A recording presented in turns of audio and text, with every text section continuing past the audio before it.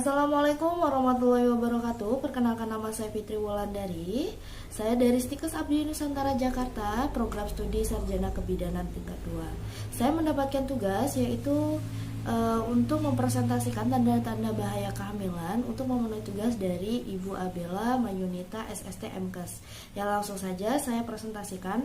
Nah, terlebih dahulu kita mengetahui pengertian kehamilan. Pengertian kehamilan ini apa sih? Gitu. Kehamilan adalah kondisi di mana seorang wanita yang memiliki janin di dalam tubuhnya. Gitu. Nah, pada kehamilan pada manusia ini berkisar dari 40 minggu atau di perbulankan ini bisa dibilang 9 bulan.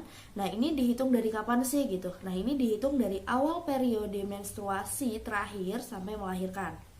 Gitu. Nah, kondisi kehamilan ini biasanya perlu perawatan khusus. Kehamilan merupakan suatu proses yang memerlukan perawatan khusus agar berlangsung dengan baik, karena kehamilan ini mengandung kehidupan ibu maupun janin.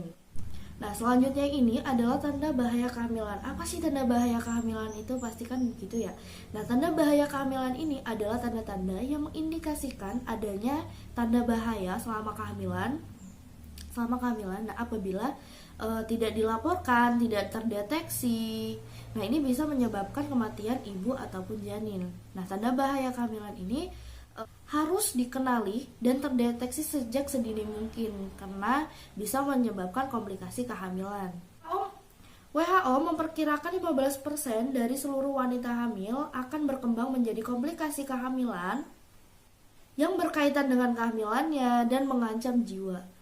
Selanjutnya, ini ada tanda bahaya kehamilan. Nah, apa saja sih tanda bahaya kehamilannya? Yang pertama, sakit kepala yang hebat. Yang kedua, ada penglihatan kabur. Dan yang ketiga, ada bengkak pada wajah, tangan, dan kaki. Yang keempat, nyeri pada lambung serta mual dan muntah. Ada perdarahan pervaginam, ketuban pecah dini, gerakan janin berkurang, dan demam tinggi. Nah, di sini saya akan menjabarkan satu persatu apa sih sakit kepala yang hebat itu. Nah, sakit kepala yang hebat ini menunjukkan sesuatu yang serius, yang menetap dan tidak menghilang. Nih, seumpamanya ibu hamil yang udah istirahat nih, kepalanya tiba-tiba sakit banget, yang sakitnya itu banget gitu, sakitnya hebat banget gitu kan, habis dibawa istirahat, seumpamanya ibunya bangun tidur nih, bangun kok masih tetap sakit. Nah, terus ibunya tidur lagi, habis itu bangun kok masih aja tetap sakit. Nah, ini harus ibunya segera diperiksakan atau kunjungi tenaga kesehatan terdekat seperti bidan, puskesmas, dan lain-lainnya. Untuk yang kedua, ini ada penglihatan kabur. Nah, seperti apa sih penglihatan kabur ini? Nah, biasanya pada bulan 6 atau ke-7 ini biasanya ibu kalau tiba-tiba atau mendadak kok penglihatannya burem, penglihatannya kabur. Nah, ini perlu diwaspadai ya, karena ini bisa disebabkan karena preeklamsi. Apa sih preeklamsi? Nah, kalau bahasa awamnya ini bisa disebutkan dengan keracunan kehamilan gitu. Ketiga, ada bengkak pada wajah, tangan, dan kaki. Ini biasanya kalau ibu hamil ini wajar lah gitu ya, karena bengkak pada tangan, pada kaki, pada muka gitu. Nah, ini yang tidak wajar karena apa? Karena bengkakan pada wajah, tangan, dan kaki disertai dengan nyeri tengkuk, sakit kepalanya yang hebat, terus disertai dengan kejang yang mendadak. Nah, ini harus diwaspadai dan ini emang harus segera dibawa ke tenaga kesehatan seperti bidan ataupun puskesmas gitu ya. Karena bisa mengarah pada preeklamsi dan eklamsia, lagi-lagi keracunan kehamilan. Selanjutnya, nyeri pada lambung serta mual dan muntah. Nah, biasanya kalau ibu hamil untuk trimester yang pertama, 3 bulan pertama wajar untuk mengalami muntah atau mual gitu. Nah, kalau ini tidak wajarnya, mual dan muntahnya ini di atas 4 bulan. Nah, ini ibu hamilnya harus segera datang ke tenaga kesehatan. Karena apa? Untuk dilakukan pemeriksaan. Nah, biasanya mual dan muntah ini dikarenakan oleh hormon estrogen, hormon kehamilan, dan HCG. Selanjutnya, perdarahan pervaginam. Nah, perdarahan pervaginam itu apa sih gitu? Perdarahan pervaginam ini ada keluar darah dari daerah kemaluannya si ibu gitu. Tanda-tanda perdarahan pervaginam itu apa saja sih? Biasanya itu perdarahannya itu bisa nyeri perut, mulas, dan nyeri gitu. Perdarahan ini di bawah 3 minggu ini bisa disebabkan oleh keguguran. Nah, perdarahan 7-9 bulan ini bisa disebabkan adanya pelepasan plasenta sebelum waktunya. Nah, karena ini plasenta bisa menutupi jalan lahir dan lain-lainnya. Ini sangat berbahaya juga. Nah, sebaiknya ibu hamil ini harus ke tenaga kesehatan terdekat. Selanjutnya ada gerakan janin berkurang. Nah, biasanya kan ibu-ibu ini merasakan gitu kan ya, gerakan janinnya berkurang.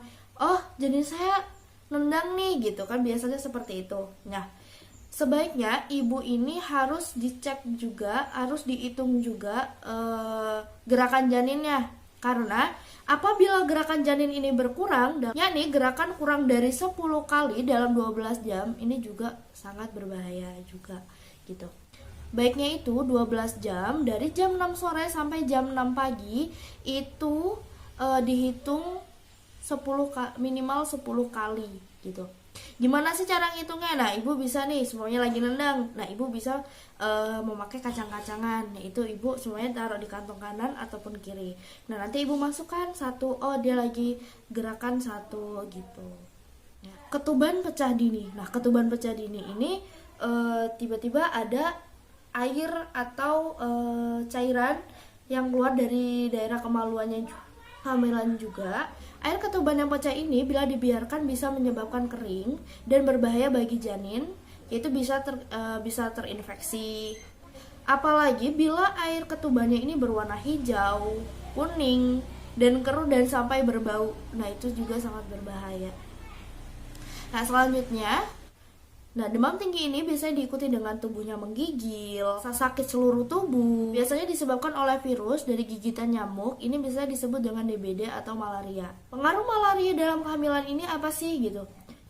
Bisa memecahkan butir darah merah, bisa menyebabkan anemia pada ibu. Ini panas badannya ini bisa merangsang kontraksi. Dan gangguan tersebut ini bisa menyebabkan keguguran. Nah, itu sangat berbahaya juga ya. Selanjutnya, peran bidan. Bidan harus ngapain sih? Bidan harus mendeteksi sedini mungkin agar tidak terjadinya komplikasi terhadap ibu hamil, terjadinya komplikasi kehamilan. Karena setiap wanita hamil ini pasti sering terjadi komplikasi kehamilan ya, seperti itu tadi yang sudah dijelaskan di atas, seperti sakit kepala yang hebat, mual muntah berlebih gitu kan ya, dan lain-lainnya.